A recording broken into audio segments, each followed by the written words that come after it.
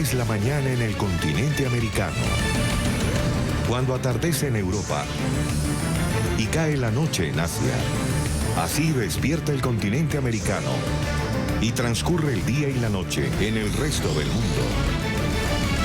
La mañana.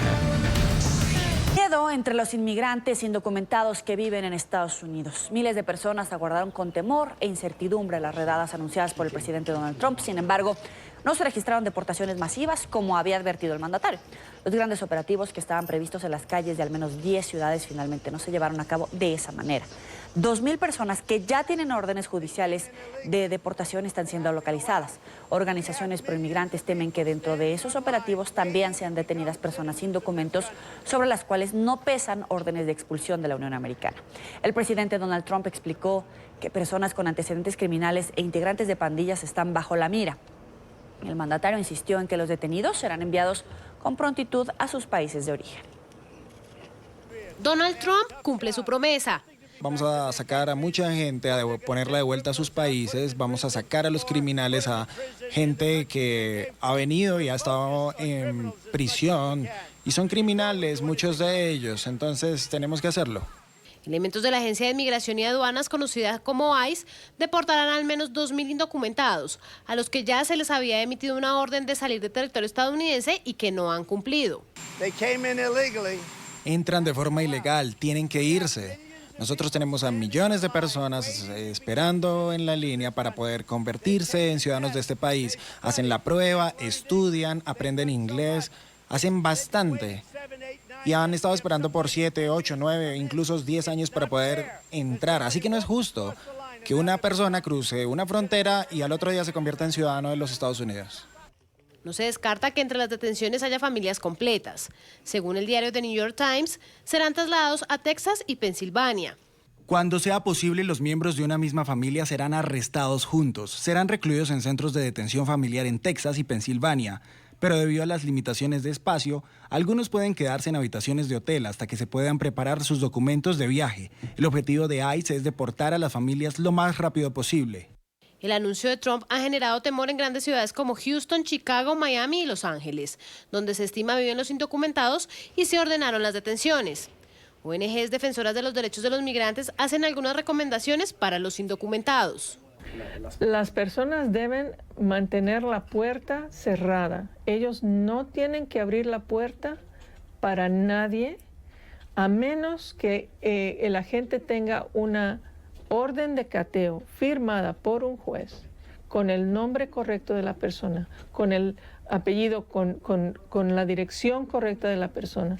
Y si no hay nadie en esa casa que se llame así, ellos no tienen que hacer nada. Ellos no tienen que abrirle la puerta. Algunas de las principales capitales aplican lo que se conoce como ciudad de santuario, es decir, que su policía local no colabora en tareas de inmigración ni le pregunta a nadie sobre su estatus migratorio. En el caso de Los Ángeles, con la mayor comunidad de indocumentados del país, esta política tiene 4 décadas de antigüedad. Desde la campaña presidencial, el republicano prometió triplicar el número de agentes de ICE y expulsar del país a los 12 millones de indocumentados que se calcula que viven en la Unión Americana. Pese a que es su objetivo, el número de arrestos y expulsiones no ha aumentado significativamente respecto a la administración de Barack Obama. Vamos a saludar en Miami a Mirta Ordóñez, vicecónsul de Honduras en Miami, Florida. Muy buenos días, bienvenida a la mañana. Muy buenos días a todos. Es un placer estar en su canal por parte de nuestro gobierno de Honduras. Agradezco mucho su invitación. Mi nombre es Mirta Ordóñez, vicecónsul del Consulado de Honduras en Miami. Vicecónsul, ¿me podría decir cuál es el reporte de hondureños que tiene hasta el momento? Si efectivamente usted tiene un reporte de que se realizaron estos operativos, estas redadas anunciadas por el gobierno del presidente Trump, y en todo caso, ¿si hubo hondureños detenidos? En Miami, al parecer, no se dio el caso de las redadas como se esperaba. Normalmente lo que advirtieron las autoridades es que estaría haciendo a partir del domingo, pero al parecer se enfocaron en otras ciudades y no tanto en Florida. No nos han reportado al día de hoy si hubieron hondureños detenidos en este fin de semana. Sin embargo, no fue como esperábamos, ya que nosotros habilitamos un número de teléfono en caso de emergencia por si habían redadas y no recibimos ninguna llamada en relación a este tema.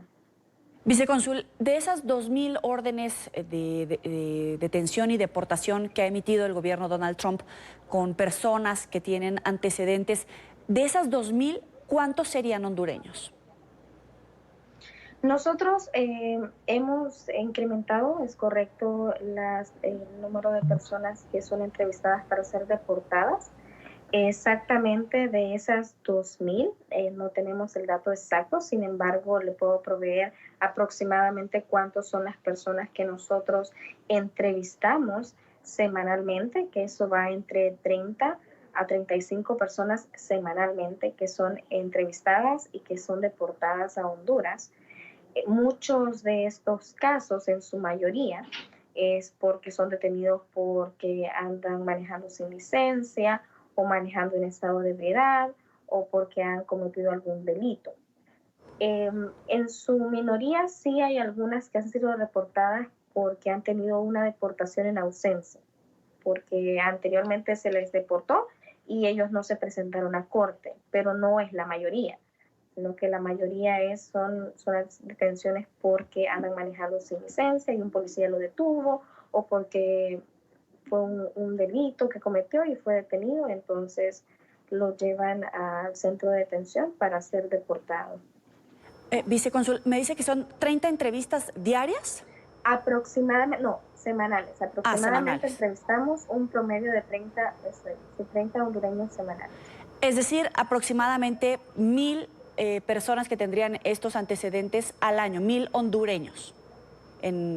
Hondureños normalmente son entrevistados 30 a la semana, es correcto, y de estos no todos han tenido deportación en ausencia, como se refiere a la ley, que está aplicando a personas que han tenido que tienen una deportación pendiente.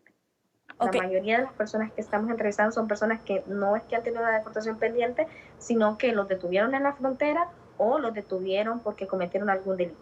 Vicecónsul, ¿y usted ha notado un incremento de llegada de hondureños a la Florida, sobre todo en estas megacaravanas que hemos dado cuenta de centroamericanos que llegan a territorio mexicano y están cruzando masivamente hacia Estados Unidos? Sí se ha incrementado la migración por parte de nuestra población. Sin embargo, el gobierno de Honduras está trabajando fuertemente, tanto aquí como en Estados Unidos y en Honduras, por reducir esta cantidad de personas que están migrando, ofreciendo programas de apoyo, de trabajo y oportunidades para las personas para evitar que sigan migrando acá a Estados Unidos. Incrementó un poco más en lo de las caravanas, sin embargo, ¿la población de hondureños que tienen ustedes reportados? La cantidad de hondureños están dispersos, fueron dispersos porque se detuvieron en Texas. Estos se dispersan alrededor de los centros de detención en Estados Unidos. Entonces, la cantidad exacta tiene que estar reportada en Texas. Nosotros aquí solamente recibimos, puede ser ya un 10% de esa cantidad total, porque lo que sí se recibió un poco más significativamente fueron niños que no estaban acompañados, de los cuales ya han sido la mayoría reunificados con sus familiares o familiares aquí en Estados Unidos. ¿Y cuántos niños están separados en este momento de sus familiares que tengan ubicados o bien que ni siquiera sepan dónde están ni los niños ni los padres? Bajo la ley cero tolerancia, hubieron varios niños que sí fueron separados de su familia. Sin embargo, ya gracias a Dios, hondureños ya todos fueron reunificados con sus familiares. Lo único que quedan son los niños que venían acompañados. Son niños y niñas los niños y niñas acompañados. Sí, entonces ellos nos quedan. Pero bajo la tolerancia cero, gracias a Dios sí fueron reunificados. Sí. Ya solamente estamos con los otros niños pendientes. Vicecónsul, para concluir, ¿piensan emitir alguna nota diplomática de protesta contra estas medidas anunciadas por el presidente Donald Trump? ¿O qué piensa hacer el gobierno hondureño ante el anuncio, la presunción de estas redadas masivas? Por parte de nuestro gobierno tenemos órdenes para seguir nuestro trabajo arduo informando a las personas, informándolas, porque la información es poder. Si ellos tienen información, ellos tienen poder, informándolas de que si lo detiene un oficial de migración, que no pongan resistencia, que consulte con un abogado, que si tocan la puerta, tienen que tener una orden por un juez, que si tienen niños, que hagan documentos para que alguien se quede responsable de ellos. Lo que nosotros estamos haciendo por parte de nuestro presidente, por orden de nuestro presidente, es informando a las personas y una campaña de prevención. Prevención para no causar más problemas familiares y para salvaguardar la seguridad de nuestros hondureños, tratando de velar por sus derechos y porque todo siga bien. Las organizaciones, ¿sí? Le agradezco. Es Mirta Ordóñez, vicecónsul de Honduras en Miami, Florida. Gracias por este tiempo para la mañana del Entre 24. Gracias a ustedes. Que tengan lindo día. Hasta luego.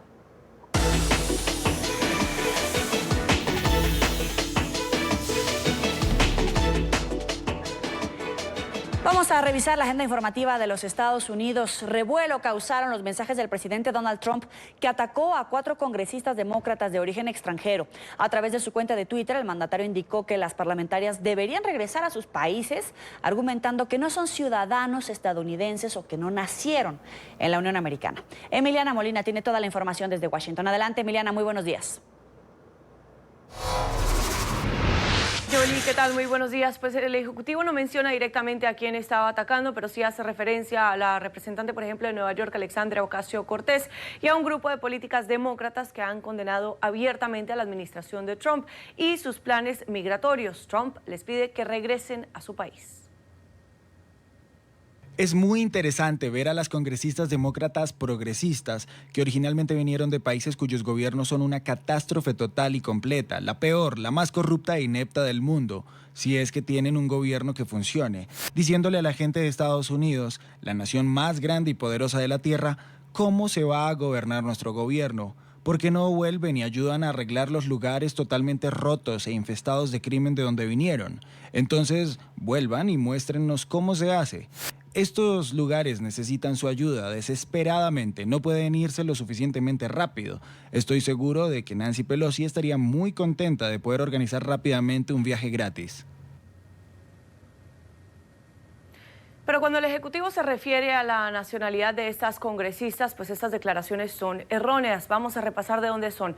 Pues la congresista a las que se refiere Trump son Ocasio-Cortez, quien es estadounidense de ascendencia puertorriqueña, Rashida Tlaib, estadounidense de ascendencia palestina, Ilhan Omar, nacida en Somalia pero nacionalizada estadounidense, y Pramila Jayapal, nacida en India pero también es ciudadana estadounidense. Nancy Pelosi, la líder de la Cámara de Representantes, y las legisladoras respondieron rápidamente a los comentarios del Ejecutivo, tildando las palabras de Trump de racistas. Rechazo los comentarios xenófobos de Donald Trump destinados a dividir a nuestra nación. En lugar de atacar a los miembros del Congreso, debería trabajar con nosotros para lograr una política de inmigración humana que refleje los valores estadounidenses. Detenga las redadas. Señor presidente, como miembro del Congreso, el único país al que juramos es a los Estados Unidos. Es por eso que estamos luchando para protegerlo del peor, más corrupto e inepto presidente que jamás hayamos visto. Recordemos que Tlaib junto a Ocasio-Cortez y Ayanna Pressley presentaron el viernes ante el Comité de Supervisión de la Cámara de Representantes un informe bastante crítico sobre las condiciones en un centro de detención de inmigrantes, denunciando el presunto maltrato ocurrido por parte de las autoridades fronterizas norteamericanas. Las críticas de Trump ocurren después de que el viernes el Ejecutivo aseguró que comenzaría redadas este domingo para deportar a miles de inmigrantes. Esta es toda la información que tenemos en directo desde Washington. Jolie, regreso con ustedes. Vamos nuevamente a Miami, Florida, sobre todo después de este anuncio que había hecho el gobierno del presidente Donald Trump de iniciar deportaciones masivas, por lo menos 2 personas que ya tienen una orden para ser capturadas y deportadas porque tienen antecedentes. Esta semana, ya lo decíamos, habrían comenzado estas redadas en varias ciudades de la Unión Americana, por lo menos 10 ciudades, estas órdenes contra inmigrantes con órdenes de deportación anunciadas por el presidente Donald Trump. Sin embargo, y pese a la expectativa, en estados como la Florida no han sido confirmados los operativos masivos. En Miami, Paola Serna tiene toda la información. Miami, ¿cuál es la información puntual que tienen si se desarrollaron o no los operativos? Bueno, pues muy buenos días. Les comento que este fin de semana fue un fin de semana de mucha angustia para la comunidad inmigrante, particularmente indocumentada en la parte sur del condado Miami-Dade, en la zona agrícola de Homestead.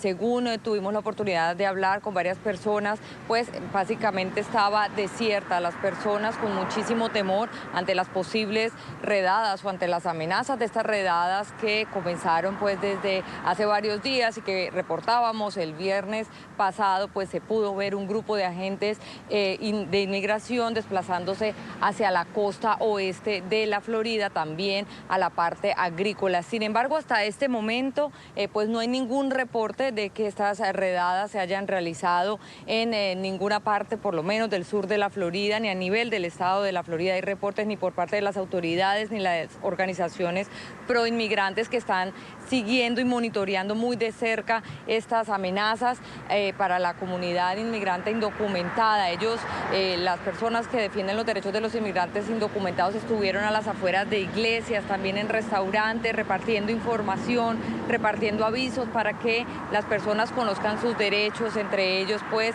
evitar dar cualquier tipo de información si son detenidos por un agente de inmigración, tampoco ir a firmar ningún documento, y también estuvieron haciendo un llamado para que las personas registren estas detenciones. Sin embargo, hasta este momento pues no se ha presentado ninguna de estas redadas ni tampoco hay reportes de detenciones particularmente. Donde sí hubo pues denuncias fue en Nueva York por parte del alcalde de Blasio, que básicamente dijo que se habían presentado por lo menos 3 actos donde había presencia de agentes migratorios. Sin embargo, tampoco hay reportes de detenciones. El día de hoy, la congresista Debbie Moscaso Powell, de aquí del sur de la Florida, ha convocado a una rueda de prensa justamente en Homestead, en esta región agrícola, donde también vendrán acompañados con más legisladores demócratas que intentarán ingresar al centro de detención de menores de esta localidad. Y por supuesto allí se espera que hayan comentarios sobre esta situación que mantiene aterrorizados a los inmigrantes indocumentados y que ya empieza a sentirse justamente en las partes agrícolas, particularmente aquí del estado de la Florida. Por ahora es la información que tenemos desde aquí, desde Miami. Soy Paola Serna. Continúen con más desde nuestros estudios centrales. Muy buenos días. Las peticiones de asilo en México subieron un 73% en los primeros 6 meses del año. En 6 años, la cifra se ha incrementado en más de 4,000%, según datos de la Comisión Mexicana de Ayuda a Refugiados. Los hondureños son quienes más solicitan refugio y la principal causa de huida es la violencia. Este fin de semana, el gobierno de Andrés Manuel López Obrador informó además que cerca de 20,000 migrantes esperan en territorio mexicano una respuesta de sus solicitudes de asilo en Estados Unidos. Este miércoles se conocerá la sentencia del capo mexicano Joaquín El Chapo Guzmán. Tras un juicio de 3 meses en Nueva York, el peligroso narcotraficante fue declarado culpable en febrero y enfrenta una posible condena de cadena perpetua por traficar toneladas de cocaína, heroína, metanfetaminas y marihuana a Estados Unidos durante 25 años. La mamá del Chapo, Consuelo Loera, la que tienen en pantalla, de 62 años, envió una carta al presidente de Estados Unidos, Donald Trump, a quien pidió, en sus palabras, un acto humanitario y cristiano a favor de su hijo, según reveló el diario mexicano Milenio. Este miércoles se conocerá la sentencia del capo mexicano Joaquín El Chapo Guzmán. Tras un juicio de 3 meses en Nueva York, el peligroso narcotraficante fue declarado culpable en febrero. Enfrenta una posible cadena perpetua por traficar toneladas de cocaína, heroína y metanfetamina a los Estados Unidos. Hoy se cumplen 3 meses del trágico incendio que consumió gran parte de la Catedral de Notre Dame. Desde entonces, decenas de personas trabajan en las obras de restauración de la estructura. Las labores de recuperación de la primera fase continuarán hasta el próximo otoño, según informó el gobierno francés. Aunque hubo muchas promesas de donativos durante los días posteriores de la catástrofe, tan solo se han recibido 10% de las donaciones anunciadas.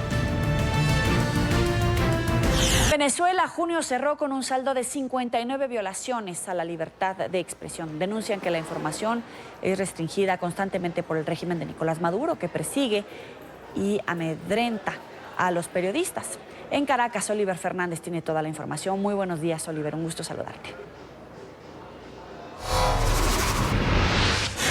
Un gusto saludarte a ti también, Joely. Feliz semana para ti. Así es, las distintas organizaciones no gubernamentales que hacen vida en Venezuela han denunciado al régimen de Nicolás Maduro de tener como política de Estado precisamente el amedrentamiento en contra de los medios de comunicación y también de los periodistas. De estas 59 violaciones a la libertad de expresión que se registraron en el sexto mes del año, afectaron directamente a 18 periodistas y a 8 medios de comunicación, vulnerando una vez más lo que es el derecho a estar informado y lo que es el derecho que tienen los comunicadores a informar a los venezolanos. Ha sido una política de Estado desde hace muchos años, así lo han denunciado, por ejemplo, organizaciones como Espacio Público, también el Sindicato Nacional de Trabajadores de la Prensa y, por supuesto, el Colegio Nacional de Periodistas. Pero vamos a ver el siguiente informe realizado por nuestro compañero Luis Laya. O sea, la mera apertura de un proceso judicial en Venezuela ya es un castigo. En Venezuela, la persecución a los periodistas por parte de los organismos judiciales es utilizada como una herramienta política. No hay garantías de independencia y las acusaciones son infundadas, sin hablar de las decisiones de los jueces, que son violatorias y buscan callar las informaciones que son incómodas al régimen venezolano. Desde no puedes expresarte, no puedes tuitear, no puedes desplazarte, tienes casa, o sea, le colocan adicional. Entonces el proceso judicial es en sí mismo un castigo. La apertura del proceso judicial genera un nivel de incertidumbre y después en algunos casos condiciona la cotidianidad de la persona y la familia. En Venezuela en la actualidad hay 2 periodistas con procesos judiciales abiertos, Luis Carlos Díaz y Braulio Jatar, mientras que el videógrafo Jesús Medina Sain está detenido en una cárcel militar, acusado de instigación al odio y agavillamiento. En el expediente ni siquiera no hay ningún elemento de convicción, la Fiscalía no tiene ninguna prueba como que fehaciente, una prueba cierta de los delitos que se le están imputando a Jesús. O sea, un ejemplo es el delito de instigación al odio. O sea, ¿qué delito puede tener un reportero gráfico cuando ese es su trabajo? Hacer su trabajo, informar. Y ese básicamente es el delito que supuestamente, según Fiscalía, dice que cometió Jesús Medina. Explican que en casi todos los casos contra periodistas son acusados por figuras del poder y luego procesados policial y judicialmente. Un funcionario hace una descalificación en un canal público y después de esa descalificación se empieza un proceso judicial. Eso es independencia. Eso es independencia del Poder Judicial. Además, son comunes las desapariciones forzadas, es decir, son detenidos por varias horas o días sin ser notificados sus familiares o abogados. Tampoco se conoce su lugar de reclusión ni los presuntos delitos cometidos. Este hecho ha ocurrido con periodistas venezolanos y extranjeros, como el caso de Jorge Ramos. Es decir, una detención que no está basada en ninguna investigación y no está basada en ninguna orden de un tribunal. Lo que podemos señalar acá es que lo que se viola, el derecho básico que se viola es el derecho a la defensa y al debido proceso. También los periodistas sometidos a la justicia son tratados en procesos penales sin cumplir plazos y se les imponen más de 2 medidas cautelares, como el caso de Luis Carlos Díaz. No puede salir del país, no puede declarar a los medios, no puede utilizar sus redes sociales y tampoco puede ejercer en muchas funciones su trabajo, acción que viola el Código Penal venezolano. Cuando vemos que hay prohibiciones de declarar a los medios de comunicación, de declararles sobre su caso, esas son decisiones de índole política, porque están cercenando otro derecho más, que es el derecho a la libre expresión. Ni siquiera tuitear es libre en Venezuela, ya que también han sido detenidos y juzgados los denominados infociudadanos. Es el caso de Pedro Jaimes, conocido como Aerometeo, quien tiene más de 1 año tras las rejas por publicar una ruta aérea de uno de los aviones presidenciales venezolanos, una información que es pública. Muchos de estos casos, la situación no es que también se le detiene, sino que también se le agregan torturas, ¿no? Condiciones de detención incompatibles con los estándares internacionales. Joely, por otra parte, hoy continúa el diálogo en Barbados, así lo ha anunciado la Oficina Oficial de Comunicaciones del presidente encargado de Venezuela, Juan Guaidó. Su delegación ya viajó este domingo hacia Barbados, así como también los representantes del régimen de Nicolás Maduro. Por otra parte, para hoy se tiene previsto una manifestación, una protesta frente a la sede de la Organización de Naciones Unidas acá en Caracas, de los familiares de las víctimas de la represión y también de las personas que han muerto a causa de las torturas. También se espera que el Foro Penal ofrezca declaraciones sobre algunos casos específicos, algunos casos de las personas que se encuentran ahora en prisión, que supuestamente han sido torturadas en los últimos días. Es la información que nosotros podemos aportar a esta hora desde la capital venezolana. Volvemos contigo a la mañana de NTN 24.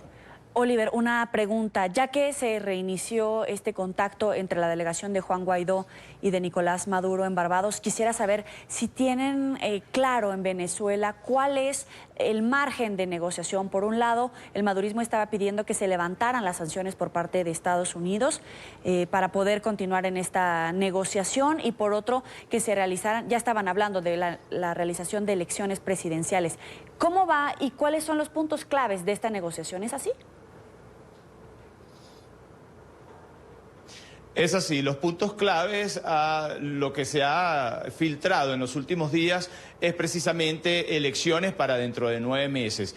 Ese supuestamente es el punto de inflexión que se está manejando en los últimos días en estas negociaciones. Pero es importante también tu pregunta, Joely, porque recordemos que cuando se está dialogando, por supuesto, la gente lo que ha pedido es una tregua, y esta tregua por parte del régimen de Nicolás Maduro no la ha cumplido. ¿Por qué no la ha cumplido? Por ejemplo, 2 funcionarios de seguridad del presidente encargado de Venezuela, Juan Guaidó, fueron arrestados justamente cuando se estaba desarrollando este diálogo. También otro de los hombres fuertes del chavismo, como lo es Jorge Rodríguez, pues denunció este sábado que supuestamente estas personas estaban robando armamento militar, y también Vladimir Padrino López ha dicho que es un descaro que supuestamente estas personas que son funcionarios o que son las personas que cuidan al presidente encargado de Venezuela, Juan Guaidó, prácticamente usen las armas en contra del pueblo. Esto ha sido considerado como un descaro. Es decir, dime y te digo, prácticamente lo que ha hecho es que las personas opinen y digan que no entienden cómo es que se está desarrollando un diálogo en Barbados entre oposición y régimen de Nicolás Maduro, y por otra parte, pues el régimen intenta seguir tratando de detener a las personas que están cerca del presidente encargado de Venezuela, Juan Guaidó. Pero el punto es prácticamente las elecciones dentro de unos 9 meses. Se ha hablado también que pudiera ser en febrero o en marzo del año que viene. La discusión es si será con Nicolás Maduro como candidato o Héctor Rodríguez, recordemos, el diputado a la Asamblea Nacional oficialista y también diputado a la Asamblea Nacional Constituyente madurista. Ruth. Joely, no sé si tienes alguna otra pregunta. No, Oliver, un placer como siempre saludarte. Muy importante esta información de esta noticia en desarrollo. Más adelante vamos a tenerla en nuestros próximos espacios informativos. Muy buen día para ti. Avanzamos con otras noticias. Carlos Wizard Martins es un empresario brasileño que decidió mudarse de Sao Paulo a Roraima. Esto es cerca de la frontera con Venezuela, para ayudar a los miles de migrantes venezolanos que han llegado a ese país. Este multimillonario entró al Club Forbes en 2014 y ahora ayuda a los expatriados a comenzar de nuevo. Carlos Wizard Martins es un empresario brasileño que entró al Club Forbes en 2014. Pero ahora, con un conglomerado de más de 20 empresas y casi retirado de los negocios, se mudó junto con su esposa de Sao Paulo a Boa Vista, capital del fronterizo estado de Roraima, donde ha decidido ayudar a migrantes venezolanos. Me parte el corazón cuando veo madres con bebés. Soy padre, tengo 6 hijos y 18 nietos, y a veces veo a esos niñitos en los brazos de sus madres sin tener nada, prácticamente con la ropa del cuerpo. Eso literalmente me conmueve y me parte el corazón. El mayor de 7 hijos de un chofer y una costurera había vivido en carne propia, aunque por decisión personal, lo que era llegar sin nada a otro país, cuando a los 17 años se fue por 2 años a Estados Unidos. Pero nunca había administrado una red migratoria. Brasil, que no era destino común para los venezolanos, ganó atractivo por la frontera terrestre entre ambos países y por la flexibilización de trámites para legalizarse. Sí, bueno, tenemos expectativas muchas. Poder conseguir empleos dignos, de estar aquí y para poder ayudar a otros a que puedan también recibir las bendiciones que nosotros hemos recibido. La llegada de más de 120,000 venezolanos desde 2016 ha transformado Pacaraima y Boa Vista, las ciudades más próximas a la frontera. 13 refugios dan cobijo allí a 7,000 migrantes, mientras otros miles duermen en las calles. No es fácil llegar a otro país simplemente para poder realizar nuestras vidas sin tener una ayuda, pues. Y gracias a esta organización y a este programa actualmente y la Casa de Acobijo nos han ayudado para poder recomenzar nuestra vida como familia. Wishart cumple la labor como parte de una misión asignada por la Iglesia Mormona de Jesucristo de los Santos de los Últimos Días y defiende como solución el trasladar a estas personas a otros estados para aumentar sus oportunidades y evitar la sobrecarga en Roraima. Esta es la tercera misión que realiza para la Iglesia en 50 años como feligrés. Eu acho que o mundo debe pensar que... Creo que el mundo debe pensar que debemos estar agradecidos de no estar en condición de refugiado, de estar en condición de estabilidad económica, estabilidad de empleo, estabilidad emocional y educacional. Tenemos que o debemos acoger a aquellos que están en esta condición en la que se encuentran hoy como refugiados. Que se encuentra hoje como refugiado. Wishart insiste en que este proceso no puede tener una visión asistencialista, concepto que él ve arraigado en los venezolanos que ayuda.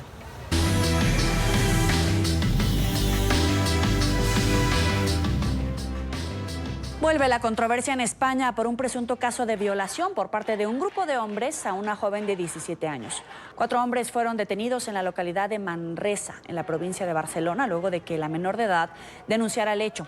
En Madrid, Marcelo Moncayo tiene toda la información. Muy buenos días.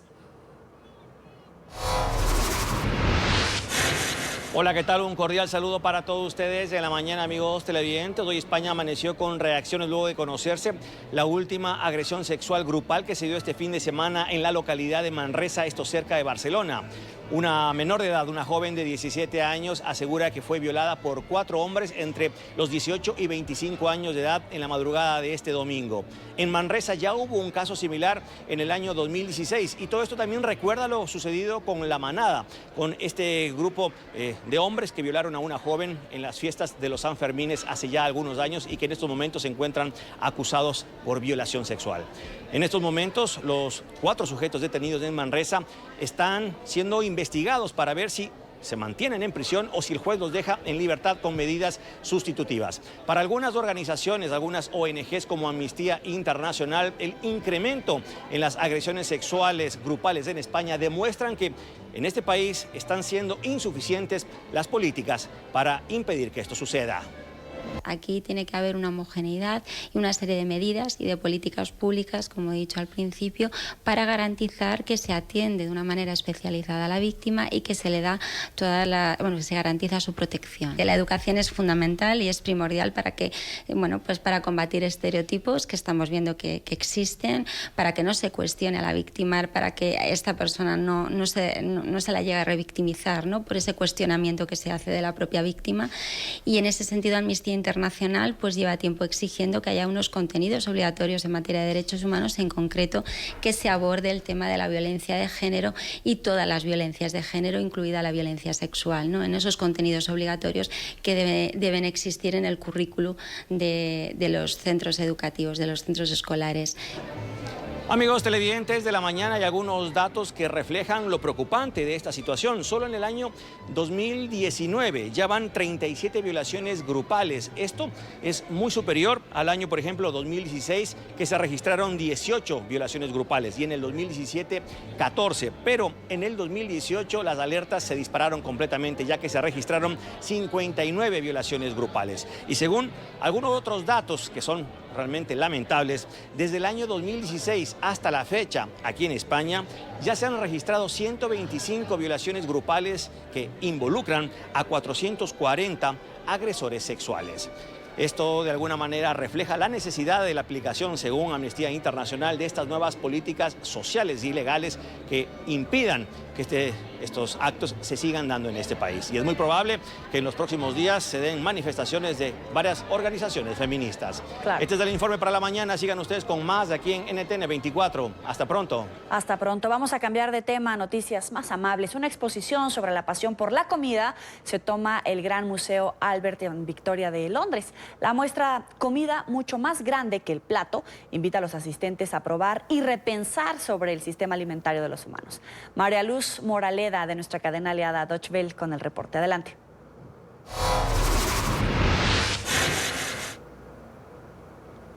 Buenos días, ¿qué tal, amigos televidentes de NTN 24? Un gusto saludarles.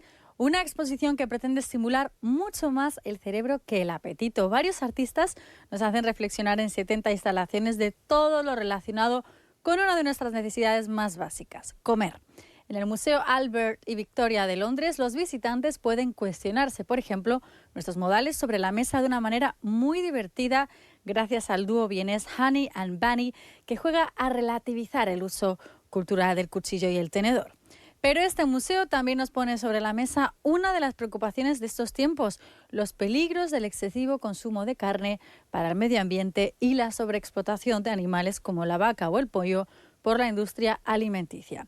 Para ello, la propuesta, por ejemplo, de la artista neerlandesa Caroline Niplin no es simular la carne o cultivarla en un laboratorio, sino reducir su consumo como muestra ella, unas mortadelas con mayoría de hortalizas en ella o una salchicha de hígado combinada con un alto porcentaje de frutos rojos. Y para los que quieran probar bocado en este museo pueden acercarse al laboratorio de comida. Allí podrán elegir los ingredientes locales y sustentables que el cocinero tiene preparado en un segundo.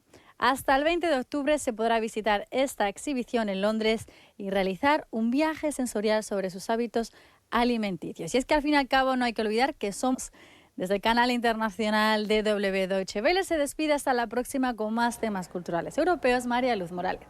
Gracias, muy buen día para ti. Avanzamos. Continúa la polémica entre el presidente de Estados Unidos, Donald Trump, y un grupo de congresistas demócratas. El mandatario atacó a 4 legisladores de origen extranjero al sugerir que las parlamentarias, abro comillas, deberían regresar a sus países. Aunque el republicano no mencionó los nombres, sus detractores interpretaron sus comentarios como una referencia a un grupo de mujeres liberales que integran por primera vez la Cámara de Representantes y que se han puesto abiertamente a sus políticas. Entre ellas, Alexandra Ocasio-Cortez, de Nueva York.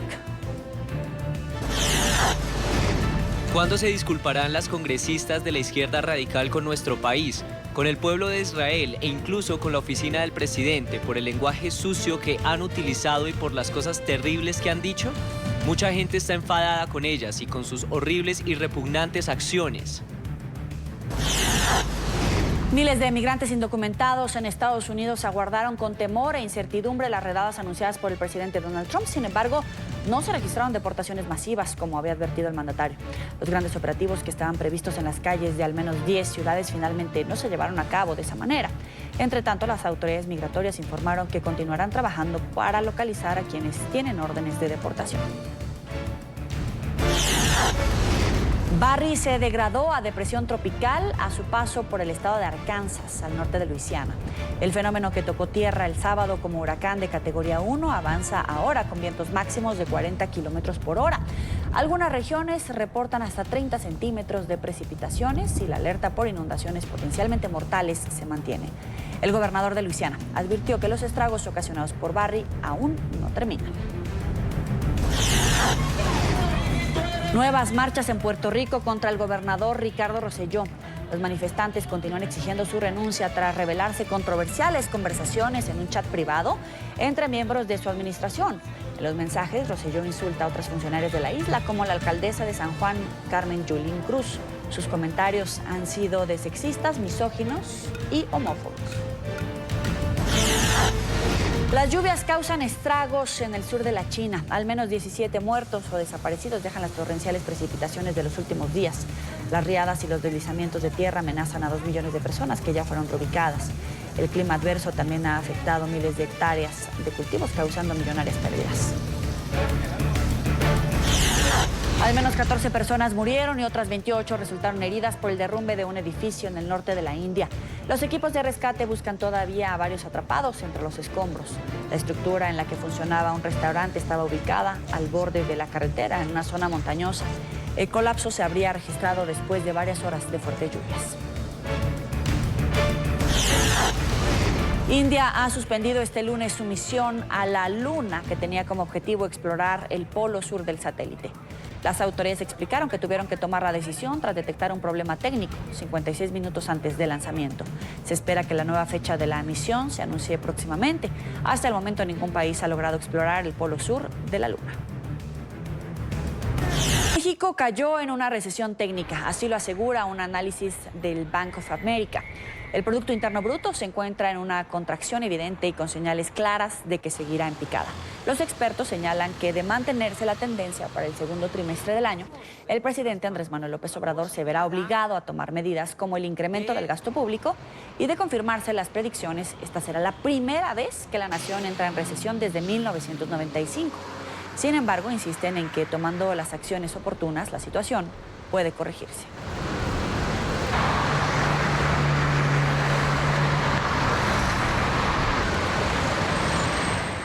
La gran pregunta, ¿pero qué es una recesión técnica? Bueno, un país entra en recesión técnica cuando se registran contracciones del Producto Interno Bruto Nacional durante 2 trimestres de manera consecutiva, es decir, 6 meses. La razón de este fenómeno es el debilitamiento de los principales indicadores económicos, como el empleo, el nivel de precios, el nivel de producción, la capacidad de pago y el consumo interno, situación que se ha registrado en México.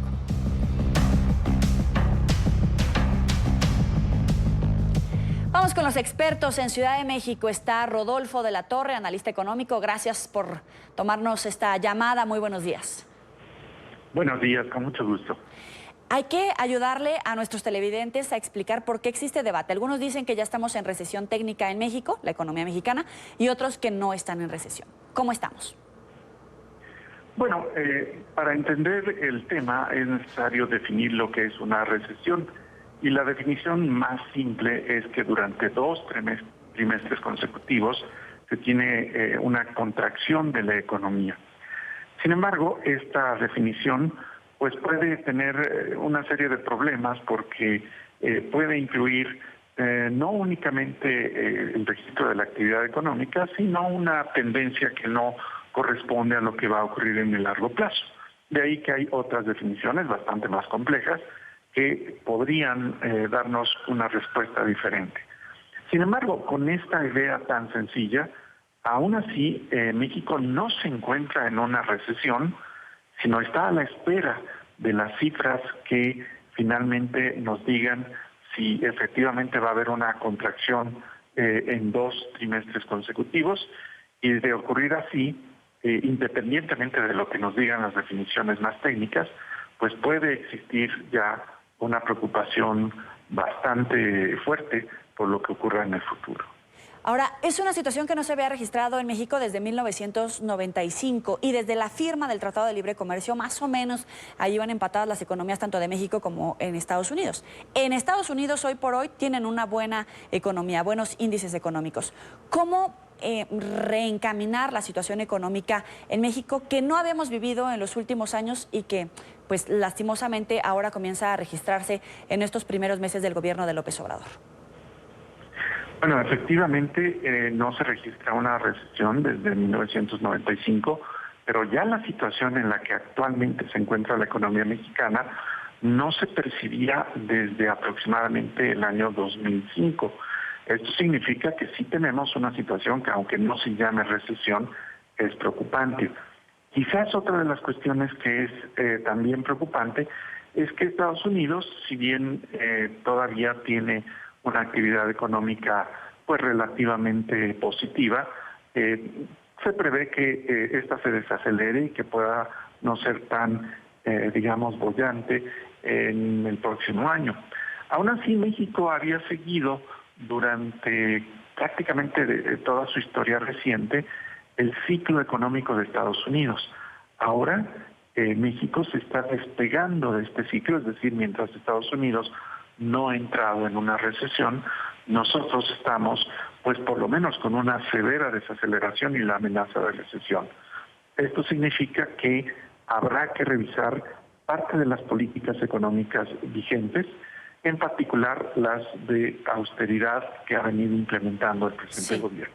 Rodolfo, y justamente hacia eso iba. ¿De verdad el presidente se deja aconsejar? Porque hemos visto la renuncia de varios miembros de su gabinete, muchos quejándose de las malas decisiones o las decisiones no consensadas con los expertos en la materia, la más reciente del secretario de Hacienda. ¿De verdad el gobierno del presidente López Obrador tiene la capacidad de escuchar a los expertos? Porque esta situación económica no se había registrado en años anteriores, como suele culpar el gobierno, la administración de López Obrador, a sus antecesores. En esta ocasión, en este tema, ¿se deja aconsejar? Bueno, en general no hay una respuesta tajante. En algunos casos el presidente ha reaccionado y ha corregido el camino. Por ejemplo, se acaba de registrar muy recientemente la renuncia de uno de sus funcionarios, no del secretario de Hacienda, a raíz de descubrir pues situaciones que ameritan una investigación por corrupción. Pero en el caso de la Secretaría de Hacienda es un poco más complejo el panorama, porque el presidente tiene firmemente la intención de llevar a cabo proyectos que van a absorber una enorme cantidad de recursos y para los cuales en sentido estricto se requiere una reforma fiscal. Y el presidente ha reiterado que no va a haber esa reforma fiscal, por lo menos en la primera mitad de su administración. Así es que, a menos de que haya un golpe económico muy severo próximamente, no se ve que vaya a haber una corrección del camino en términos de las políticas de austeridad. Es Rodolfo de la Torre, analista económico. Gracias por estar con nosotros en la mañana de NTN 24. Con mucho gusto. Hasta luego. Vamos por su sintonía con la mañana de NTN 24. Ya